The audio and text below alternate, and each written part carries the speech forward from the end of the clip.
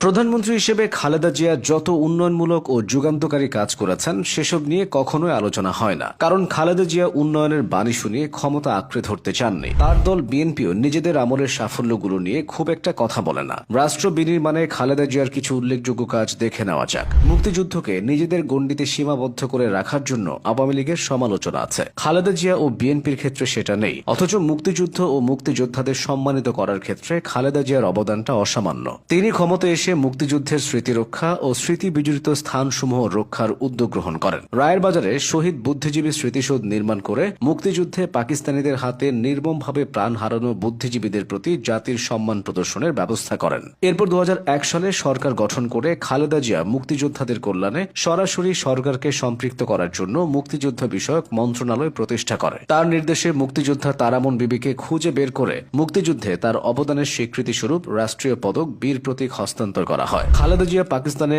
অসম্মানিত অবস্থায় পড়ে থাকা মুক্তিযুদ্ধের বীর সৈনিক বীরশ্রেষ্ঠ মতিউর রহমানের দেহাবশেষ বাংলাদেশে নিয়ে আসার ব্যবস্থা গ্রহণ করেন। এবার আসা যাক অন্য প্রসঙ্গে। 3 দফায় সরকার গঠন করে বেগম খালেদা জিয়ার নেতৃত্বাধীন সরকার রাষ্ট্র পরিচালনার ক্ষেত্রেও বেশ কিছু গুরুত্বপূর্ণ সিদ্ধান্ত নিয়েছেন, যেগুলো এদেশের রাজনীতির ইতিহাসে মাইল ফলক হয়ে থাকবে। সংবিধানের দ্বাদশ সংশোধনীর মাধ্যমে এবং ত্রয়োদশ সংশোধনীর মাধ্যমে নিরপেক্ষ তত্ত্বাবধায়ক সরকারের অধীনে জাতীয় নির্বাচনের ব্যবস্থা গ্রহণ এসবের মধ্যে অন্যতম।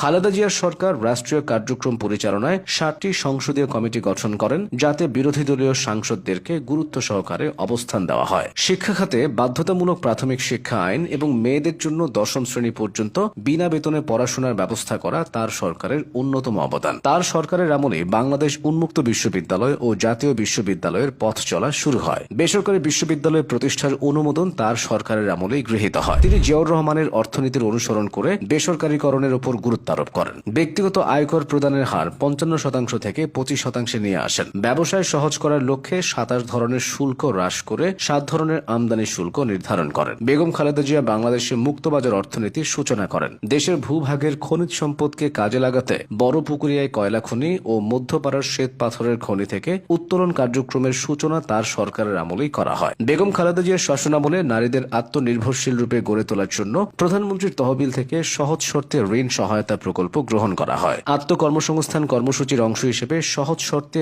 ঋণ সেবার সহায়তায় তিনি আনসার ভিডিপি ব্যাংক প্রতিষ্ঠা করেন। স্বাস্থ্য খাতে সমস্যা ও সংকট নিরসনে তার সরকার সমূহের কার্যক্রম সুবিদিত। প্রতিটি উপজেলা স্বাস্থ্য কমপ্লেক্সকে 31 থেকে 50 শয্যায় উন্নীতকরণ এবং জেলা কমপ্লেক্সকে 100 থেকে 250 এবং 50 থেকে 100 শয্যায় উন্নীত করা হয়। দেশের শতকরা 90% মানুষের জন্য তার সরকার সুপেয় পানির ব্যবস্থা করতে সক্ষম হয়। বাংলাদেশে টেলিকমিউনিকেশন খাতেও খালেদা জিয়ার অবদান অনস্বীকার্য।